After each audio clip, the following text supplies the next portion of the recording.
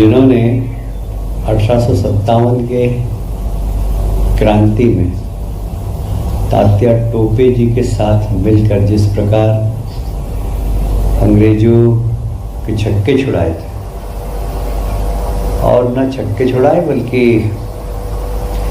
मुझे आज यहाँ आने के बाद पता चला कि यहाँ की घाटियों में उन्होंने श्वेत मक्खी पाल रखी थी, और जैसे ही अंग्रेज घुसे तो श्वेत मक्खी पे हमला कर दिया तो उन्होंने सेना को भगा दिया। ये शायद विश्व का एक पहला कोई उदाहरण होगा कि राजा भगत सिंह जी ने मतलब शहद की मक्खियों से सेना को भगाने का काम किया।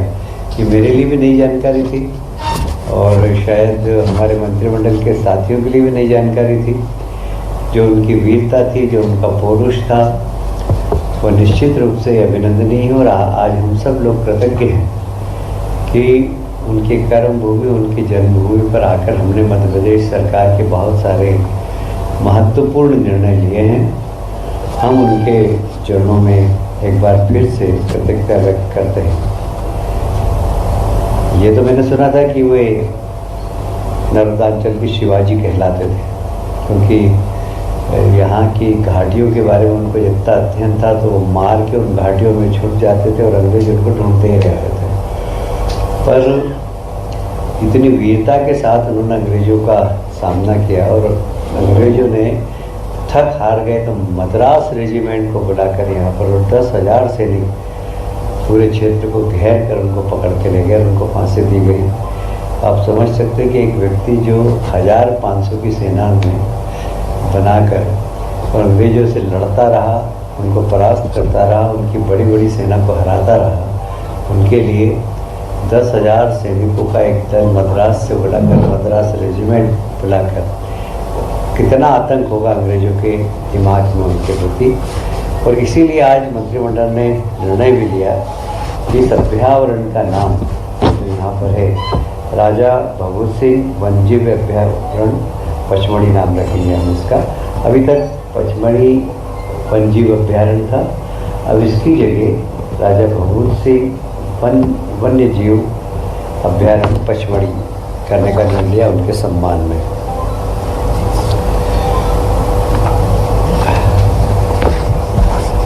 आज माननीय मुख्यमंत्री जी ने कैबिनेट के पहले, जैसे कि आप सब जानते हैं कि मालवा की महारानी लोकमाता अहिल्याबाई की 30वीं जन्म शताब्दी के अवसर पर 31 तारीख को समापन के रूप में माननीय प्रधानमंत्री जी के मुख्य अतिथि में विराट महिला सशक्तिकरण सम्मेलन किया था। उसमें लगभग 2 लाख से ज़्यादा महिलाएं सम्मिलित हुई थी। उसके साथ ही उन्होंने तोहफे भी दिए। एक दमोह में एयरपोर्ट दिया प्रधानमंत्री जी ने और एक सतना में दिया, दतिया में, दतिया और सतना दोनों में उन्होंने दिया। तो हम सब प्रधानमंत्री जी को के प्रति भी अपनी कृतज्ञता व्यक्त करते हैं। और साथ ही इंदौर में मेट्रो की शुरुआत की। मैं इंदौर का बाशिंदा हूँ।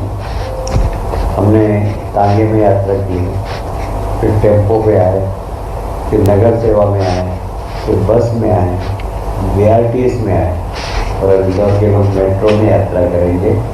और ये हम सबका सौभाग्य है कि ये विकसित भारत का सपना जो प्रधानमंत्री जी ने देखा है, हमने भी विकसित इंदौर का सपना देखा था, तो हमारी आंखों के सामने हम साकार होते हुए देख रहे हैं। और इसमें हमारे देश के प्रधानमंत्री, केंद्र की सरकार और हमारे प्रदेश के लोकप्रिय मुख्यमंत्री doctor Mohan Yadav ji, double engine की सरकार के कारण ही संभव हो सका। इसके साथ ही हम मेट्रो को इंदौर से उज्जैन तक भी ले जा रहे हैं। हम कोशिश कर रहे हैं कि 2028 के सिंहस्थ के पहले हम मेट्रो इंदौर और उज्जैन के बीच चला दें। उसके लिए बहुत द्रुत गति से काम चल रहा है। माननीय प्रधानमंत्री जी ने अपने भाषण में मध्य प्रदेश सरकार के कार्यों की सराहना की, विशेषकर महिला सशक्तिकरण में जो मध्य प्रदेश की सरकार ने काम किए हैं उसकी उन्होंने सराहना भी की है। मुझे इस बात की प्रसन्नता है कि डबल इंजन की सरकार क्या होती है। अब ये प्रदेश की जनता भी समझ रही है और देश की जनता भी समझ रही है। पिछले दिनों आपने देखा होगा कि माननीय मुख्यमंत्री जी ने जल गंगा संवर्धन अभियान 30 अप्रैल तक के लिए घोषणा की थी।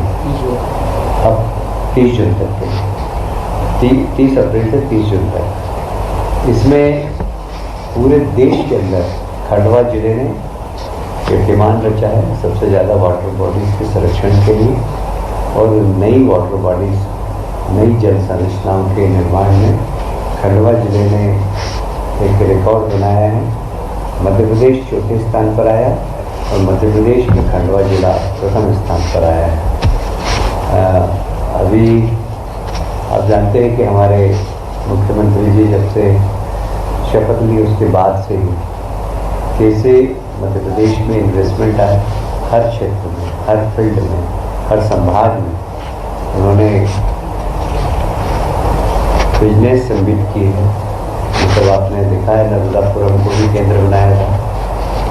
नर्मदापुरम में भी यहाँ एक बड़ी समिट की थी, उसमें भी काफ़ी एमओयू हुए। एक नया इंडस्ट्रियल क्षेत्र बनने जा रहा है। उसी प्रकार 5 जून को उज्जैन में वेलनेस समिट हो गई और इस वेलनेस समिट के माध्यम से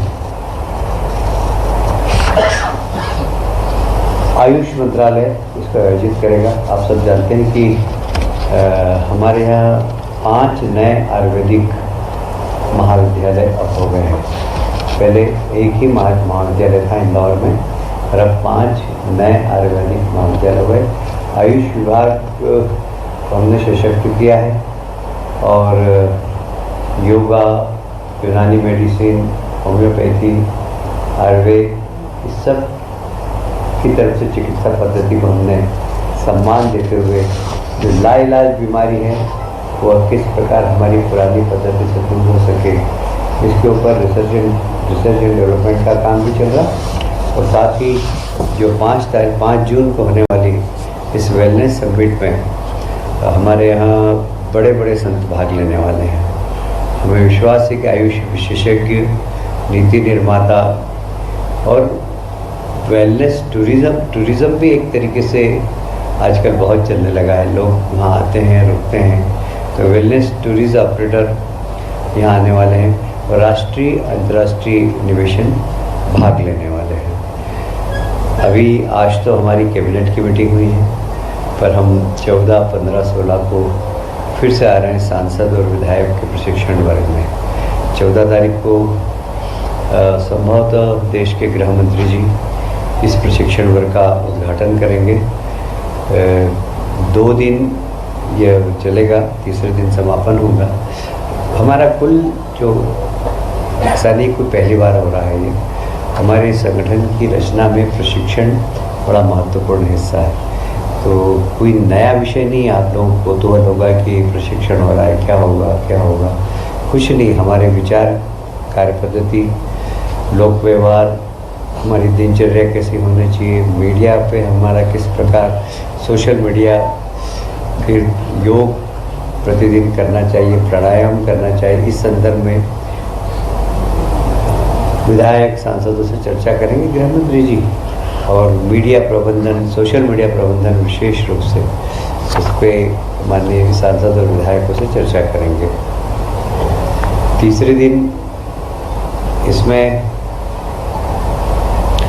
ये भी विषय आ सकता है कि आपके निर्वाचन क्षेत्र में चुनौतियाँ क्या क्या है, आपके निर्वाचन क्षेत्र में विकास की क्या क्या संभावना है, आपके निर्वाचन क्षेत्र में इन्वेस्टमेंट की क्या क्या संभावना है, बातों पर चर्चा होगी।